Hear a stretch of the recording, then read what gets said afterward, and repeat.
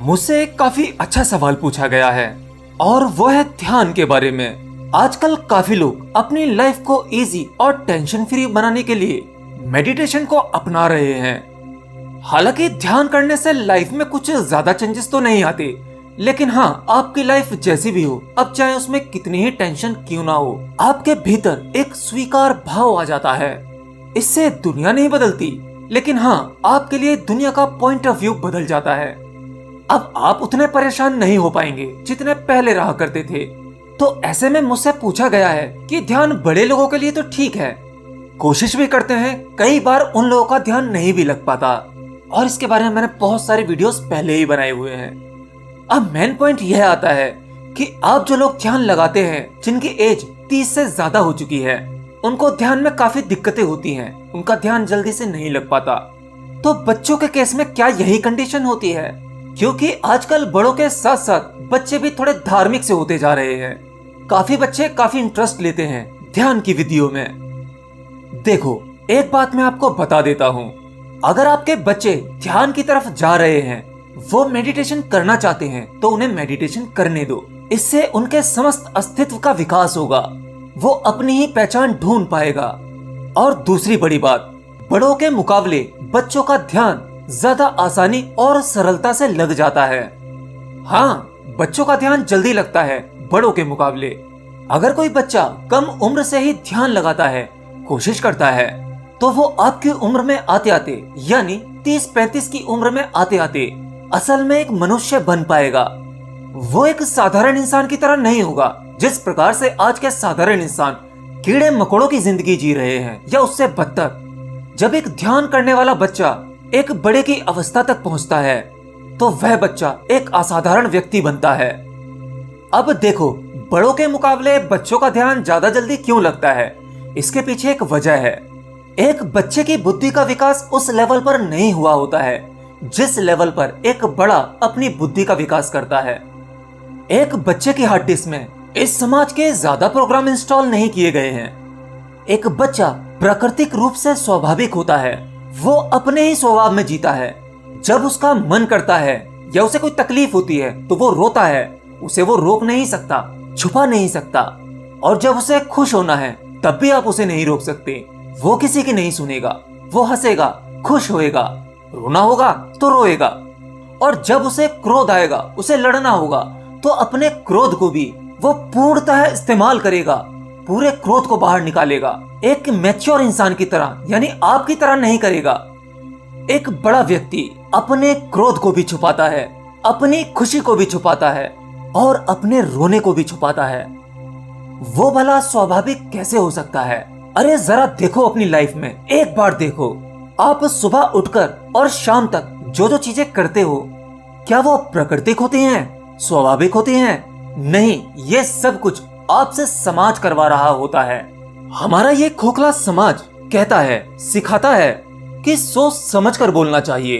हाँ, समाज व्यवस्थित हो, इसलिए सोच समझ कर बोलना चाहिए, लेकिन वहीं दूसरे अर्थों में ये गलत भी तो है। सोच समझ कर बोलना यानी बुद्धि का इस्तेमाल करना। बुद्धि आपको स्वाभाविक होने से रोकती है, और हमने इस समाज में ऐसी शिक्षा की बुनियाद इतनी मजबूत रखी है कि जिसको हिला पाना अब थोड़ा मुश्किल लगता है। आप जितने ज्यादा अस्वाभाविक होंगे, प्राकृतिक नहीं होंगे, उतना ही ज्यादा उस परमात्मा से दूर और दूर होते चले जाएंगे। असल में आप सही इंसान भी नहीं बन सकते। इसीलिए तो आज जो समाज आप देख रहे हैं, वो केवल फेक, झूठा समाज है। चारों तरफ आपको सिर्फ झूठ ही झूठ नजर आता है। और कमाल है, समाज में फैला ये झूठ हम सब जानते हैं। हम सबको पता है कि आखिर दुनिया में चल क्या रहा है, बट हम इसे रोक नहीं सकते, बल्कि हमें इसका हिस्सा ही बनना पड़ता है। अगर आप स्वाभाविक हो जाते हो, मतलब आपका जो मन करे, आपके भीतर से जो निकले उसे निकलने दो, उसे दबाने की जरूरत नहीं है। भले ही आपका गाली देने का मन कर रहा हो, गाली दो। नाचने का मन कर रहा है, नाचो। आप ये मत देखो कि आप समाज में किस जगह बैठे हो। अगर आपके भीतर कोई चीज खिलखिला रही है, नृत्य कर रही है, तो उसे बाहर आने दो। याद रखना, आपके भीतर लाखों इमोशन छुपे हुए हैं, और आप उन्हें छुपाकर ही रखना चाहते हो। आपने उन सबको अपने भीतर दबा रखा है। समाज क्या कहेगा? अपने इस इमोशन को निकालना सही होगा या गलत होगा? कहां पर क्या उचित है, क्या अनुचित है? आप ये तराजू लिए घूमते रहते हैं और आपके भीतर वो सभी प्राकृतिक घटनाएं जो उठ रही हैं, आप उन सबको दबा देते हो और यही आपको एक दिन विकृत कर देती है। क्या आप जानते हो, आप जितने इमोशंस दबाते हो और दबाते जाते हो, ये कहीं नहीं दबते, बल्कि ये आपके भीतर बहुत ज्यादा मात्रा में जमा हो जाते हैं और एक दिन उस जगह फटते हैं जहां इन्हें नहीं फटना चाहिए था। हाँ, यानी आपका घर, आजकल घरों में फैली वायलेंस, वो कलेश, ये हत्याएं, मारपीट और नफरत, ये सब उसी का नतीजा है जो आपने अपने भीतर दबाया है, जिसमें एक सबसे भीषण बीमारी है सुसाइड। लोग आत्महत्या भी इसी वजह से करते हैं। आप अपने भीतर जितने ज्यादा इमोशंस को दबाओगे, प्राकृतिक नहीं हो पाओगे, स्वाभाविक नहीं होगे, उतने ही ज्यादा कठोर होते चले जाओगे। और जिस दिन आपके भीतर की वो सारी ऊर्जा एक प्रेशर में धक्के के साथ बाहर निकलेगी, वो विनाश ही करेगी, वो कोई सामाजिक उचित कार्य नहीं करेगी। आप इसे ऐसे बहुत आसानी से समझ सकते हो। जब एक बच्चा स्वतः ही क्रोध करता है, वो अपने भाई से ही लड़ता है या अपनी उम्र के किसी और बच्चे से, क्रोध करता है तो पूरा करता है, अपनी पूरी शक्ति का इस्तेमाल करता है, हाथ पैर सब चलाता है, बस नहीं चलता है तो खूब रोता है।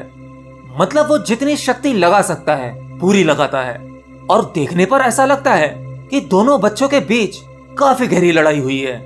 अब ये दोबारा एक दूसरे से बात भी नहीं करेंगे। लेकिन क्या होता है आप अच्छी तरह से जानते हो, वो अपने भीतर के सभी इमोशंस इंस्टेंट वहीं के वहीं निकाल देते हैं। उन्हें डर नहीं है कि उन्हें कौन देख रहा है या क्या फर्क पड़ेगा उन्हें, लोग देखेंगे तो क्या सोचेंगे। बच्चों के दिमाग में ऐसा कुछ नहीं चलता। उन्हें दुनियादारी समाज की कोई चिंता नहीं।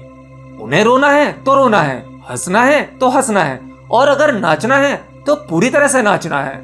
देखने वाले देखते रहें, जो कहना है कहते रहें। और इतना ज्यादा लड़ाई झगड़ा होने के बाद कुछ ही मिनटों में वो बच्चे जिनकी अभी भीषण लड़ाई हुई थी, एक दूसरे को मारने को उतारू थे, उनके बीच इतनी गहरी मित्रता हो जाती है कि मानो एक दूसरे के बगैर रह ही नहीं सकते, क्योंकि उन्होंने अपने भीतर ऐसा कोई भी नेगेटिव इमोशंस नहीं दबाया।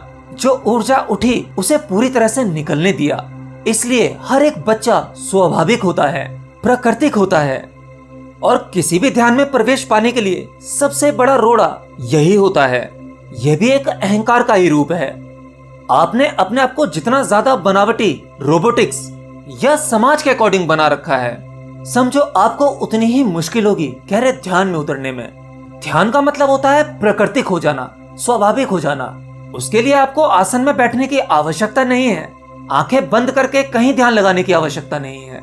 आपका अपना प्राकृतिक स्वभाव ही आपका ध्यान है।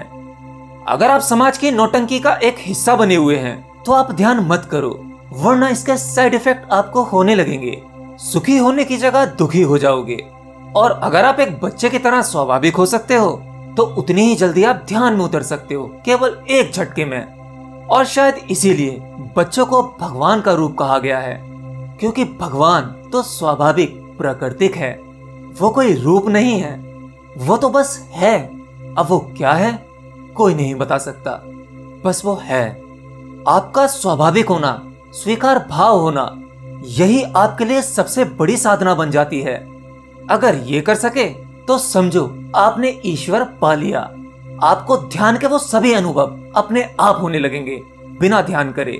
आप अपने आसपास सभी आध्यात्मिक शक्तियों को महसूस कर पाएंगे, उन्हें जान पाएंगे।